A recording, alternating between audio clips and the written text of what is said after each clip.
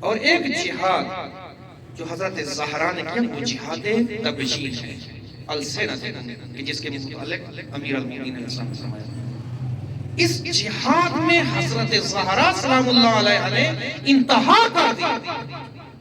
تاریخ کے اندر نمونہ نہیں ملے گا آپ کو جہاد تبجیل کا، ایسا نمونہ آپ نہیں ڈھونڈ سکے گے کہ جس کا مقایسہ حضرت زہرا کے ساتھ نہیں ملے گا.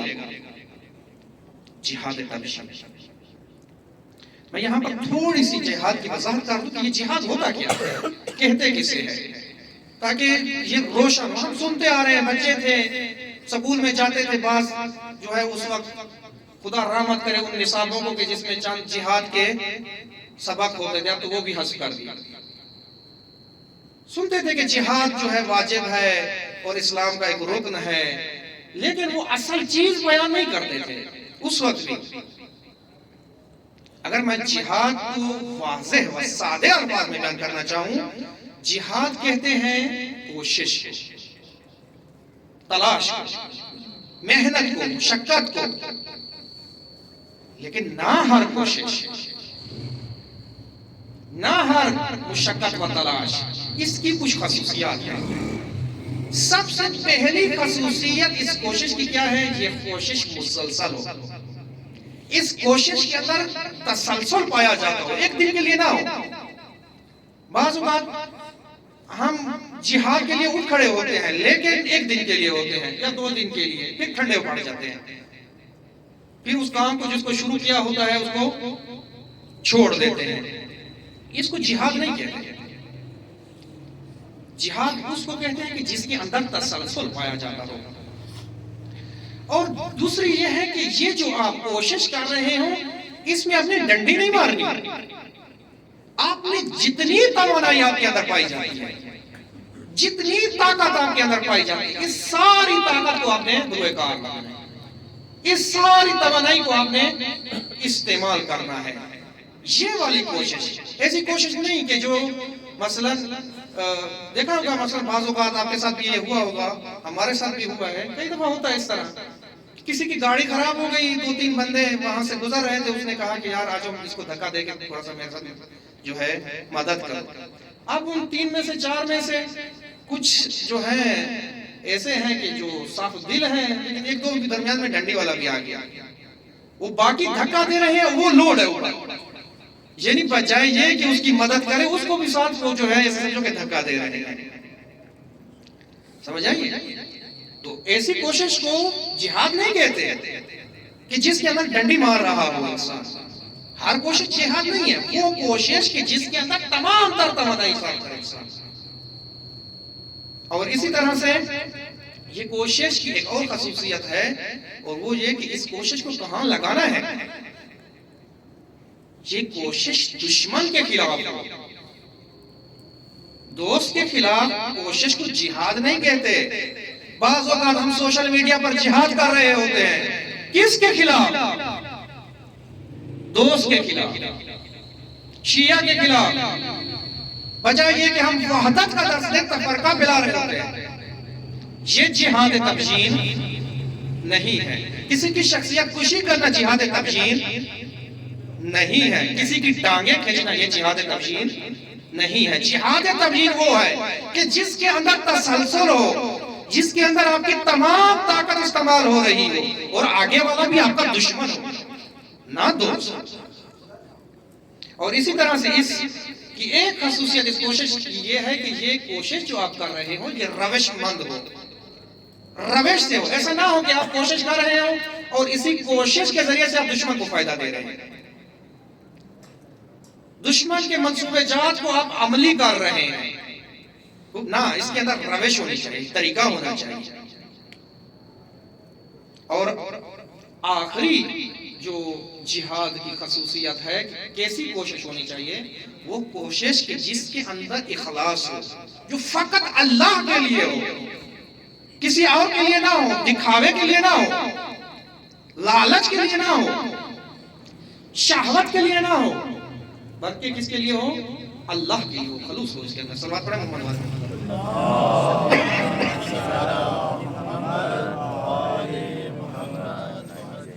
اس کو کہتے ہیں جہاد. اب جہاد تبیین مرکب ہے دو لفظوں سے، ایک جہاد ہے اور دوسرا تبیین ہے. تو جہاد اس کوشش کو کہتے ہیں کہ جن کے اندر یہ خصوصیات پائی جائیں. تبیین کیا ہوتا ہے؟ تبیین اولاً تو تبیین ایک وقت ہوتا ہے، ایک ضرورت ہوتی ہے. کس وقت تبیین کرنی ہے؟ تبیین ہمیشہ تحریف کے مقابلے میں ہوتی ہے، تبیین پروپیگنڈے کے مقابلے میں ہوتی ہے. اور یہ فریضہ رہا ہے تمام انبیاء کا. یعنی اگر آپ تمام انبیاء کے فعالیت کو آپ ایک جملے میں بند کرنا چاہیں تو کہیں کہ انبیاء نے جہاد تبیین کیا. ائمہ علیہ السلام نے جہاد تبیین کیا ہے، اور حضرت زہرا سلام اللہ علیہ نے جہاد تبیین کیا. کیوں کیا ہے جہاد تبیین؟ اس لیے کیا ہے کہ حضرت زہرا نے دیکھا کہ اس چیز کو، اس حقیقت کو جس کو اسلام نے بیان کیا، جو اسلام کی ریڑھ کی ہڈی ہے، جو اسلام کا رکن ہے، اس کے اندر تحریف ہو رہی ہے.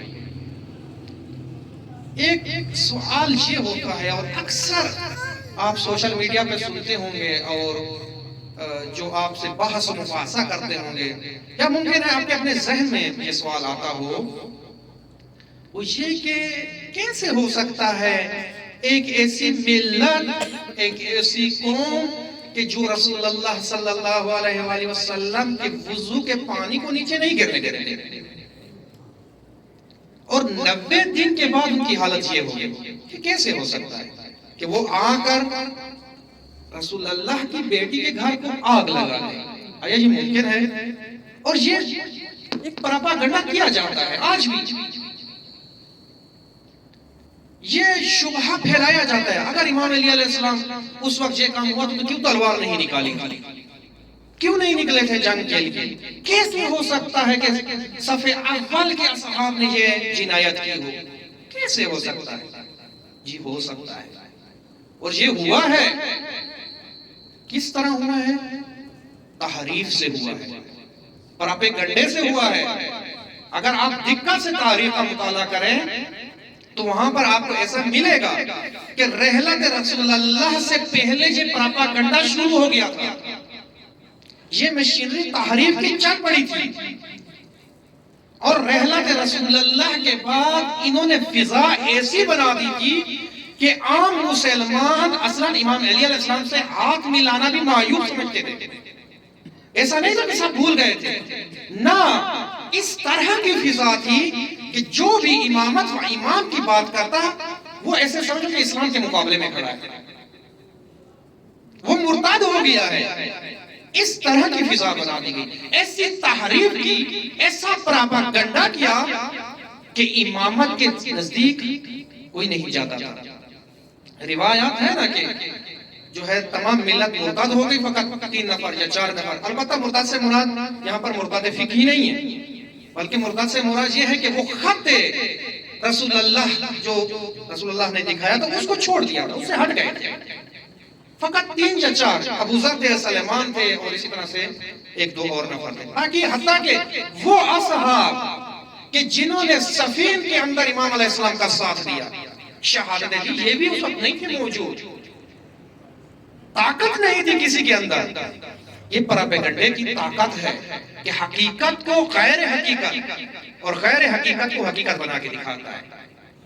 یہ جو آج پروپیگنڈا چلتا ہے، یہ پروپیگنڈا بہت کبھی چیز ہے، اس کو سطحی نہ لیں. اور یہ اس پروپیگنڈے کی بنیاد بہت پرانی ہے، یعنی سقیفہ سے اس پروپیگنڈے کی بنیاد ہے. جب یہ پروپیگنڈا ہوا، تحریف ہوئی، اس وقت حضرت زہرا سلام اللہ علیہ میدان میں جہاد مالی کیا ہوا تھا. اب نوبت آئی جہاد تبیین کی اور جہاد جان. اور کیا خوبصورت جہاد کیا. آپ تمام وہ خصوصیات جو میں نے آپ کی خدمت میں عرض کی ہیں ان کو دیکھو، اس جہاد کے اندر موجود ہیں. تسلسل ہے، ایک لحظے کے لیے نہیں بیٹھی، ایک لحظے کے لیے، اور تمام طاقت لگائی. 18 سال کے اندر نحیف ہو گئی، اتنی طاقت لگائی اور روش مان، ایسی روش استعمال کی کہ آج دن تک کوئی اس جہاد تبیین کو مٹا نہیں سکتا، اس کو ختم نہیں کر سکتا. مرحلہ با مرحلہ آگے گئے. پہلے مرحلے میں جا کر جو ہے خطبہ فدقیہ دیا ہے، مسجد میں بیان کیا ہے ایک خاص وضعیت میں. جب دیکھا کہ یہ مرحلہ جواب نہیں دے رہا، دوسرے مرحلے کے اندر وارد ہوئی. جب گئی گھر گھر میں دروازے کھٹکھٹائے، ایک ایک سے پوچھا کیا آپ غدیر میں نہیں تھے؟ خوب جب اس مرحلے نے بھی جواب نہیں دیا پھر بائیکاٹ کیا. اور یہ سب سے سخت مرحلہ تھا. ہم خود حضرت زہرا کے لیے تھا، ہم دشمن کے لیے تھا. اور دشمن پہلے دو مرحلوں سے خوفزدہ نہیں ہوا اتنا جتنا اس سے ہوا. کیوں آگ لگائی؟ جب دیکھا کہ بائیکاٹ ہوا ہے، ان کو معلوم ہو گیا کہ وہ سارے منصوبے بندوں پہ پانی پھر رہا ہے. اگر اس جہاد کو ختم نہ کیا گیا تو ہماری یہ تازہ حکومت جو ہے یہ ہاتھ سے دے بیٹھیں گے. صلوات پڑھیں محمد والے محمد کی ذات. روش کے ساتھ گئی آگے. پھر اس کو وہاں پر چھوڑ نہیں دیا بائیکاٹ کو، اور پھر اپنی شہادت کے بعد کا منصوبہ بنایا. کس طرح میں اس نہضت کو آنے والی نسلوں تک پہنچانا ہے. اس وقت لوگوں کے لیے شاید یہ ایک معمولی چیز تھی، رات کو دفن ہونا، قبر کا نشان مٹا دینا، یہ ناراضگی. یہ شاید اس وقت کے معاصر لوگ تھے، اس زمانے کے لوگ تھے، ان کو اس کی دقت معلوم نہیں تھی. لیکن یہ روش آج جواب دے رہی ہے کہ کیا کیا حضرت زہرا صلی اللہ علیہ وسلم. یہ ہے جہاد تبشیر. لیکن اس جہاد کے اوپر طاقت لگتی ہے، مصیبتیں برداشت کرنی پڑتی ہیں، مصائب اٹھانے پڑتے ہیں. یہ حضرت زہرا صلی اللہ علیہ وسلم نے سارے مرحلے برداشت کیے، ساری مصیبتیں برداشت کی.